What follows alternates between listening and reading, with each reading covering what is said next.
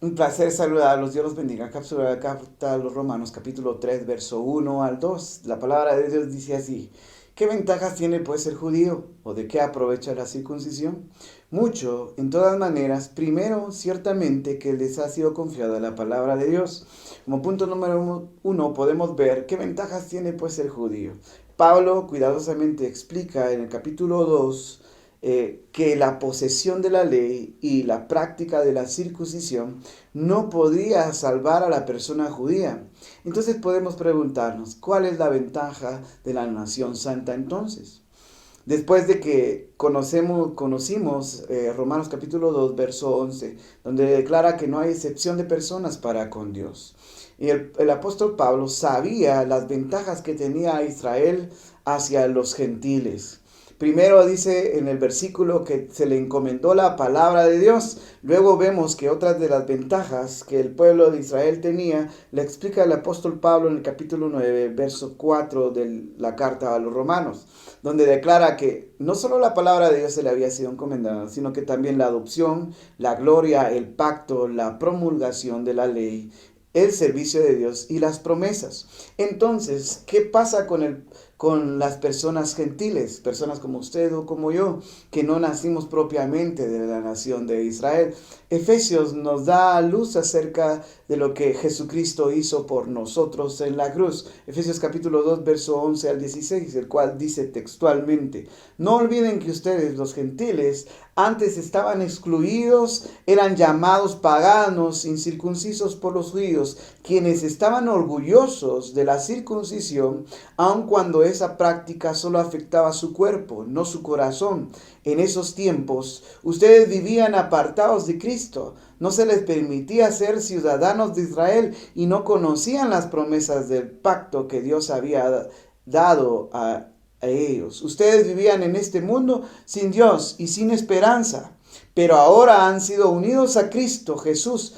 Antes estaban muy lejos de Dios, pero ahora fueron acercados por medio de la sangre de Cristo, pues Cristo mismo nos ha traído la paz. Él unió a judíos y a gentiles en un solo pueblo por medio de su cuerpo en la cruz. Derribó él toda la hostilidad que nos separaba. Logró poner fin a las leyes y mandamientos, ordenanzas, las cuales trajo paz a los judíos y gentiles al crear un solo grupo de los dos. Cristo reconcilió a ambos grupos con Dios en un solo cuerpo por medio de su muerte en la cruz, y la hostilidad que había entre nosotros quedó destruida. A través de Jesucristo entonces podemos ver que obtuvimos una relación con Él. Tenemos cercanía con Jesús por medio de su sangre. Nos ha traído paz. Unió a judíos y a gentiles en un solo pueblo. En la cruz derribó todo muro de hostilidad entre los dos grupos. Entonces podemos ver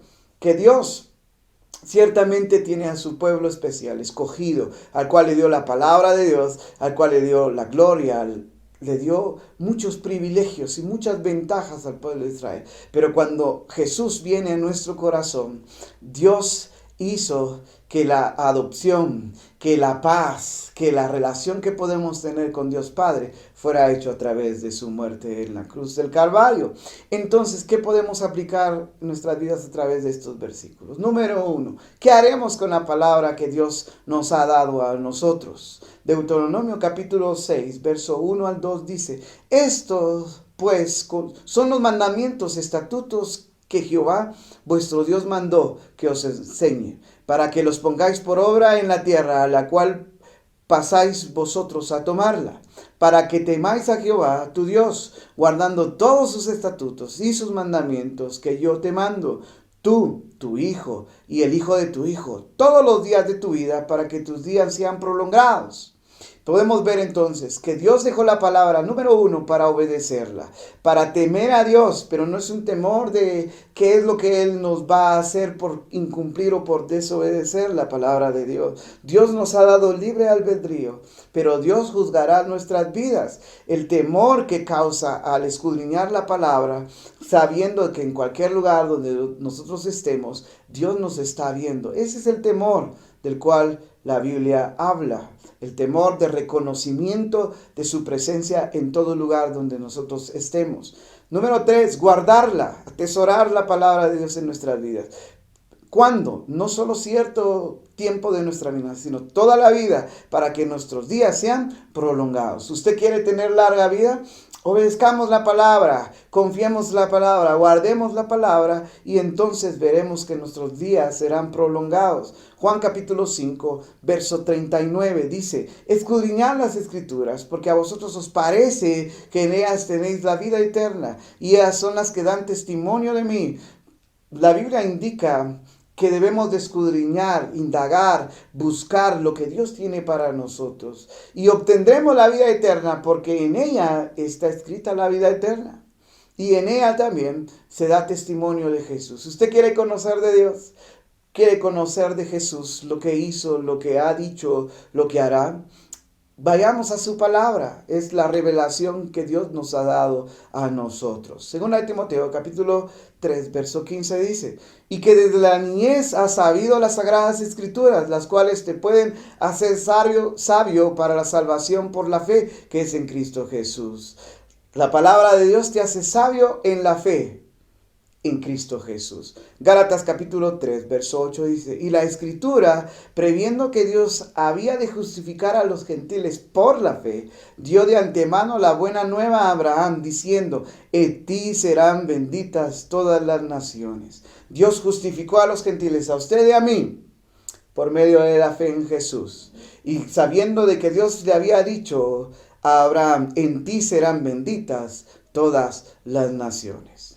Segunda de Timoteo capítulo 4, verso 2 dice, que prediques la palabra, que instes a tiempo y afuera de tiempo, redarguye, reprende, exhorta con toda paciencia y doctrina. Usemos entonces la palabra para redarguir, para reprender, para exhortar con paciencia y doctrina. Entonces podemos concluir y decir que Dios escogió un pueblo ciertamente y por su gracia y su misericordia unió a los gentiles y nos adoptó y nos dio la paz. Y la palabra de Dios, ¿qué debemos de hacer con la palabra de Dios? Pues exhortar, redarguir en toda paciencia y doctrina. Dios los bendiga.